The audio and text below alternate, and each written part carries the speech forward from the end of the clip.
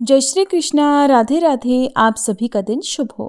इससे पहले की वीडियो को प्यार देने के लिए, कमेंट्स करने के लिए आप सभी का बहुत बहुत धन्यवाद। अब सुनिए आज की कथा। आज की कथा में उस प्रसंग का वर्णन किया गया है जब श्री ब्रह्मा जी ने भगवान श्री कृष्ण का, उनकी गौओं और बछड़ों का अपहरण कर लिया था। उसके बाद कैसे उन सबको वापस किया, ये जानने के लिए आइए सुनते हैं आज की कथा। भगवान श्री नारायण कहते हैं, नारद, एक दिन बलराम सहित माधव खा पीकर चंदन आदि से चर्चित होकर ग्वाल बालों के साथ वृंदावन में गए। वहां भगवान कौतूहलवश उन ग्वाल बालों के साथ खेल कूद करने लगे। इधर ग्वाल बालों का मन तो खेल में लगा हुआ था, उधर उन सब की गौवें बहुत दूर निकल गई थी।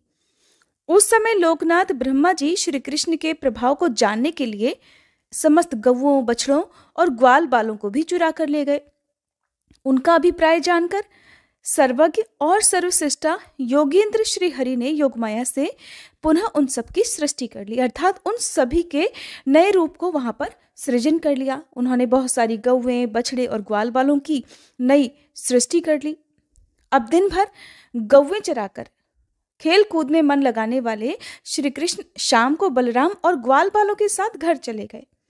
इस प्रकार 1 वर्ष तक भगवान ने ऐसा ही किया।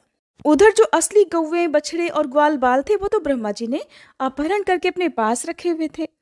भगवान कृष्ण ने सोचा कि रखो ब्रह्मा जी, कब तक आप इन सबको रखोगे। तो अब वे प्रतिदिन 1 वर्ष तक गौओं, ग्वाल बालों और बलराम जी के साथ यमुना तट पर आते, शाम के समय सभी के साथ अपने घर को लौट जाया करते। भगवान के इस प्रभाव को जानकर अब ब्रह्मा जी का जो मस्तक था वो भी लज्जा से झुक गया। उन्होंने सोचा कि ये मैंने क्या कर डाला। वे भांडीर वट के नीचे जहां पर श्री कृष्ण बैठे हुए थे वहां पर आए। उन्होंने ग्वाल बालों से घिरे हुए श्री कृष्ण को वहां देखा तो उनकी जो छटा हो रही थी, अब उसका भी ध्यान पूर्वक आप चिंतन कीजिए, मनन कीजिए। ग्वाल बालों के साथ घिरे हुए श्री कृष्ण को जब ब्रह्मा जी ने वहां देखा तो मानो नक्षत्रों के साथ पूर्णिमा के चंद्रदेव प्रकाशित हो रहे हों। गोविंद रत्नमय सिंहासन पर बैठे हुए थे और बड़े मंद मंद मुस्कुराहट से उनका मुख सुशोभित हो रहा था। उनके श्री अंगों में पीतांबर शोभित हो रहा था। ब्रह्म तेज से वे प्रकाशमान थे। उनकी बाहों में रत्नों के बने हुए बाजूबंद, कलाई में रत्नों के कंगन और पैरों में रत्नमय मंजीर शोभा दे रहे थे। 2 रत्न निर्मित कुंडलों की प्रभा से उनके गंड स्थल अत्यंत उद्दीप्त हो रहे थे। श्याम सुंदर का श्री विग्रह करोड़ों कंदर्पों की लावण्य लीला का धाम था। वे मन को मोह लेते थे। उनके श्री अंग चंदन, अगरू, कस्तूरी और कुमकुम से चर्चित थे और पारिजात पुष्पों की माला उन्होंने धारण कर रखी थी। उनकी अंगकांति नूतन जलधर की श्याम शोभा को भी लज्जित कर रही थी। मस्तक पर सदा की तरह मोरपंख का मुकुट विराजमान था और उसमें मालती की मालाओं का संयोग बड़ा मनोहर, बड़ा सुंदर जान पड़ता था। उन परिपूर्णतम शांत स्वरूप परमेश्वर राधा कांत को देखकर श्री ब्रह्मा जी ने अत्यंत विस्मित होकर उन्हें प्रणाम किया।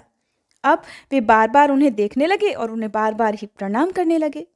उन्होंने अपने हृदय कमल में जिस रूप को देखा था वही उन्हें बाहर भी, ठीक उनके सामने भी दिखाई दिया।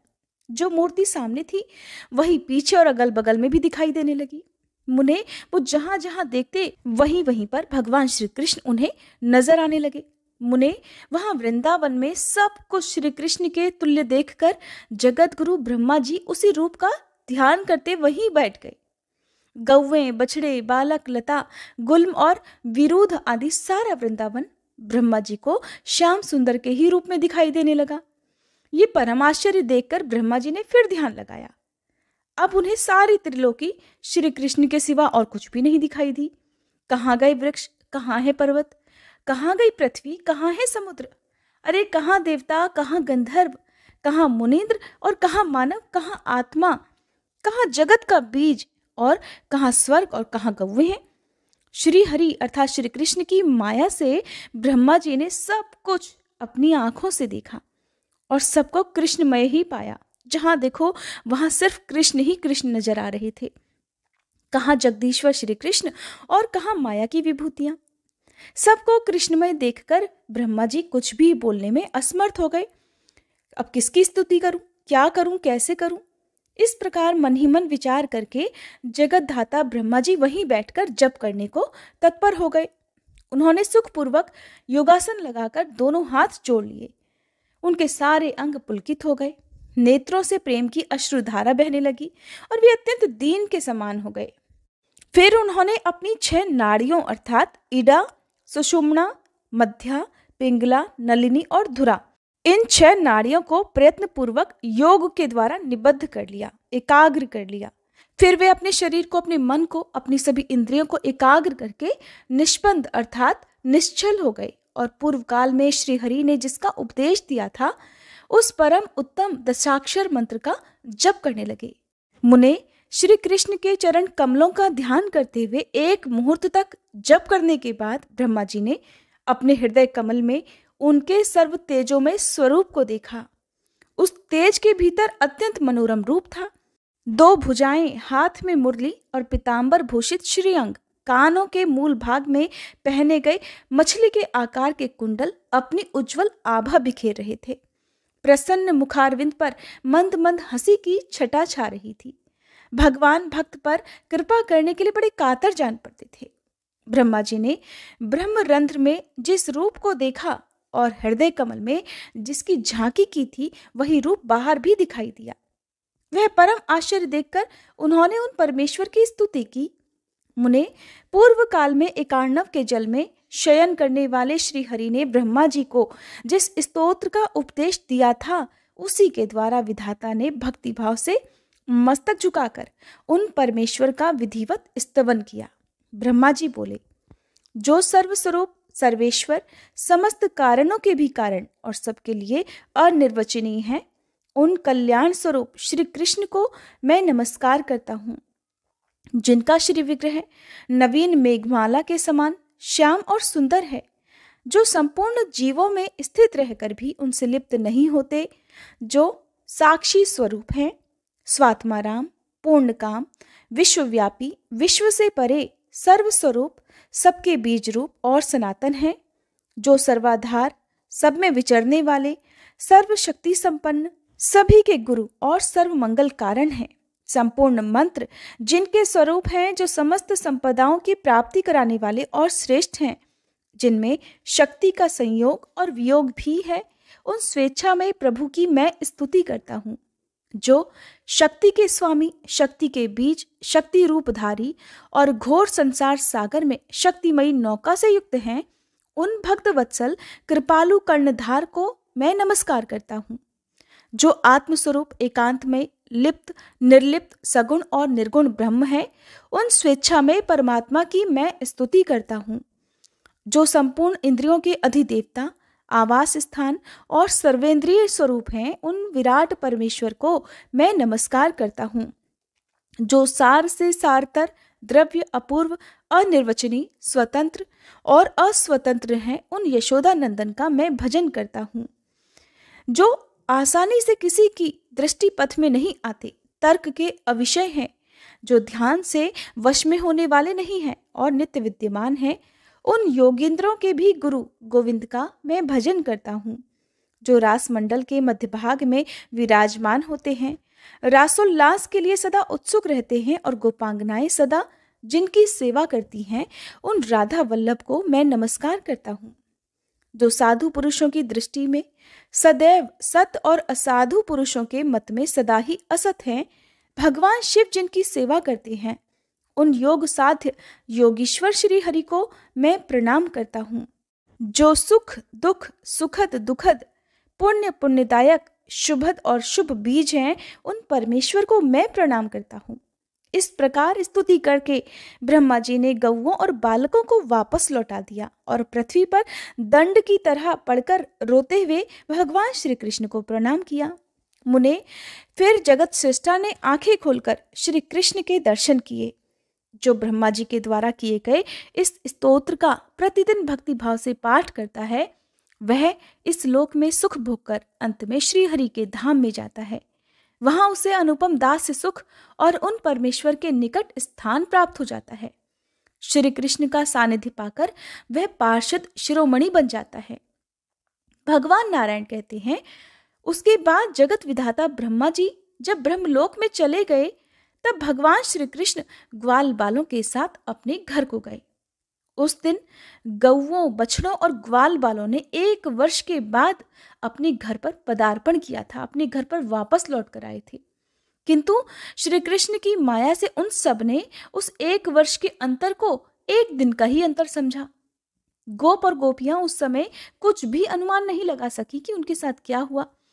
पहले के माया रचित अर्थात भगवान कृष्ण ने जिन्हें माया से रचा हुआ था, उन बालकों में और आज के वास्तविक बालकों में उन्हें कोई भी अंतर नहीं जान पड़ा। योगी के लिए क्या तो नया और क्या पुराना, सारा जगत कृत्रिम ही है।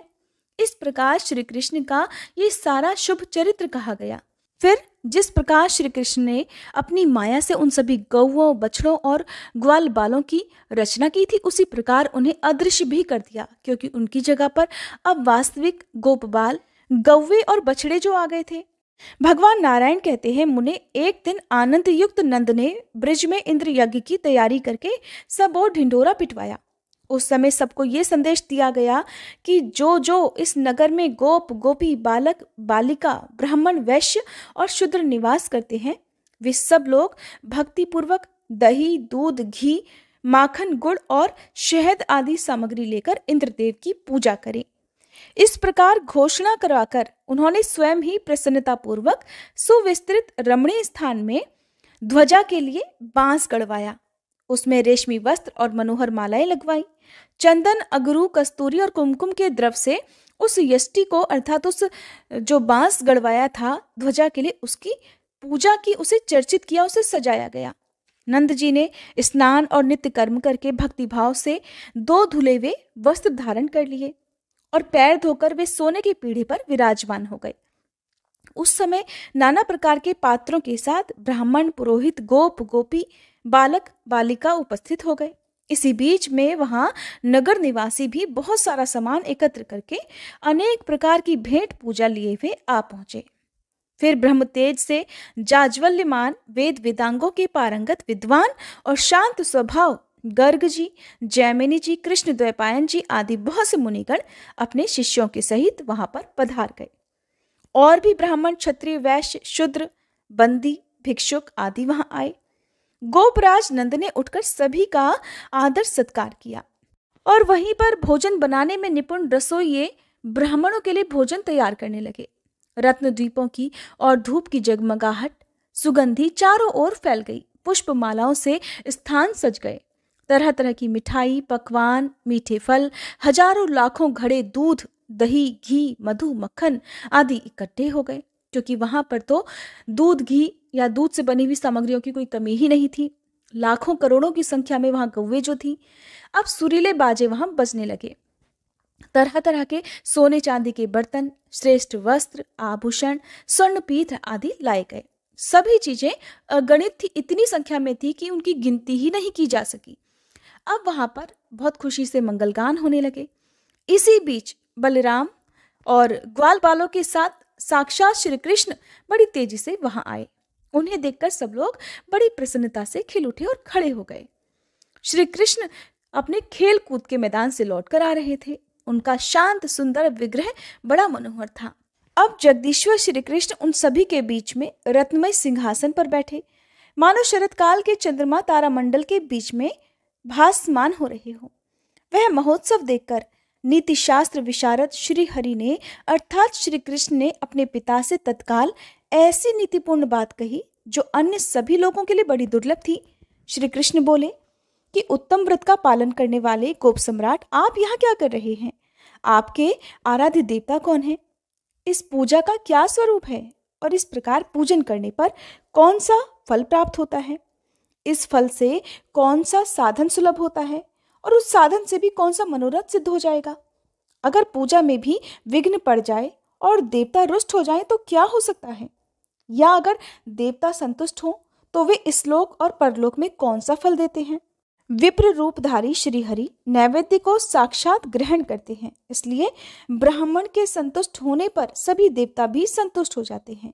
इसीलिए कहते हैं किसी भी व्रत में, पूजा पाठ, यज्ञ आदि, हवन आदि में किसी भी ब्राह्मण को घर पर बुलाकर भोजन करवाना, अपनी सामर्थ्य के अनुसार उन्हें दान दक्षिणा देकर संतुष्ट करने से ही किसी भी व्रत, हवन, पूजा पाठ की सफलता प्राप्त होती है। वो बिना किसी विघ्न के सफल हो जाता है और जिस मनोरथ के लिए यज्ञ, हवन आदि कराया जाता है वो भी सफल हो जाता है।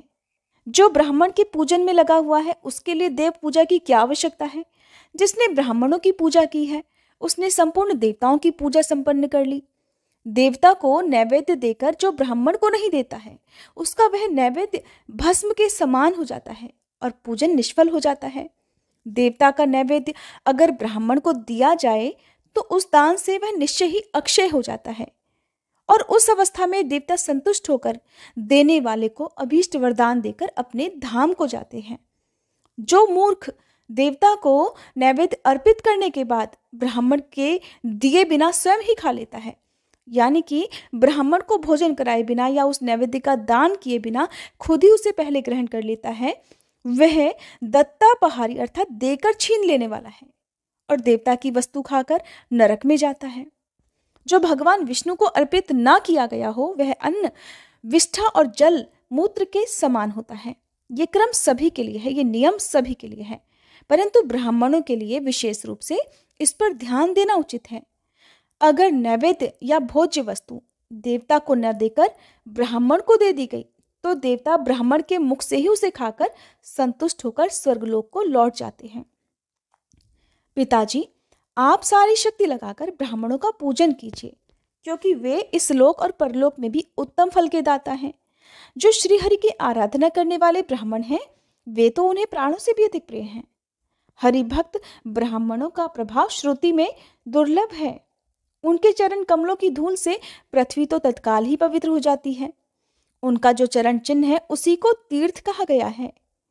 उनके स्पर्श मात्र से तीर्थों के पाप भी नष्ट हो जाते हैं। उनके आलिंगन, श्रेष्ठ वार्तालाप, दर्शन और स्पर्श से भी मनुष्य समस्त पापों से मुक्ति पा जाता है। संपूर्ण तीर्थों में भ्रमण और स्नान करने से जो पुण्य प्राप्त होता है वह हरिभक्त ब्राह्मण के दर्शन मात्र से ही सुलभ हो जाता है। मनुष्य को चाहिए कि वह पुण्य के लिए समस्त जीवों को अन्न दे, परंतु विशिष्ट जीवों को अन्न दान करने से विशिष्ट फल की प्राप्ति होती है। भगवान विष्णु ब्राह्मणों के भक्त हैं। उन्हें उत्तम वस्तु का दान करने से दाता को जो फल मिलता है वो निश्चय ही भक्त ब्राह्मण को भोजन कराने मात्र से ही प्राप्त कर लेता है।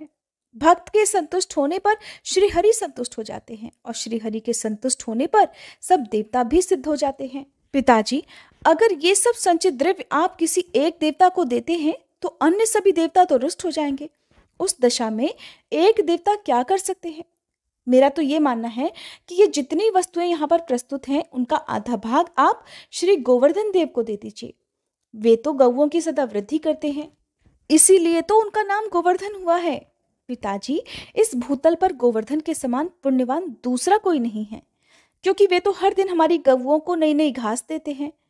तीर्थ स्थानों में जाकर स्नान दान से जो पुण्य प्राप्त होता है, ब्राह्मणों को भोजन कराने से जिस पुण्य की प्राप्ति होती है, संपूर्ण व्रत, उपवास, सब तपस्या, महादान और श्री हरि की आराधना करने पर जो पुण्य सुलभ होता है, संपूर्ण पृथ्वी की परिक्रमा, संपूर्ण वेद वाक्यों के स्वाध्याय और समस्त यज्ञों की दीक्षा ग्रहण करने पर मनुष्य जिस पुण्य को प्राप्त करता है वही पुण्य बुद्धिमान मनुष्य गौओं को घास देकर ही पा लेता है। जो घास चरती हुई गाय को स्वेच्छापूर्वक चरने से रोकता है उसे ब्रह्म हत्या का पाप लगता है और वह प्रायश्चित करने पर ही शुद्ध हो पाता है। पिताजी, सब देवता गौओं के अंगों में, संपूर्ण तीर्थ गौओं के पैरों में और स्वयं लक्ष्मी जी उनके गुह्य स्थानों में सदा वास करती हैं। जो मनुष्य गाय के पद चिन्ह से युक्त मिट्टी द्वारा तिलक करता है उसे तत्काल तीर्थ स्थान का फल मिल जाता है और पग पग पर उसकी विजय होती है। गौएं जहां भी रहती हैं उस स्थान को तीर्थ कहा गया है। वहां प्राणों का त्याग करके मनुष्य तत्काल मुक्त हो जाता है, इसमें कोई संदेह नहीं है। जो नराधम ब्राह्मणों और गौओं के शरीर पर प्रहार करता है, निस्संदेह उसे ब्रह्म हत्या के समान पाप लगता है। जो नारायण के अंशभूत ब्राह्मणों और गौओं का वध करते हैं, वे मनुष्य जब तक चंद्रमा और सूर्य की सत्ता है अर्थात जब तक सूर्य और चंद्रमा विराजमान है तब तक के लिए कालसूत्र नामक नरक में जाते हैं। हे नारद, ऐसा कहकर श्री कृष्ण मौन हो गए।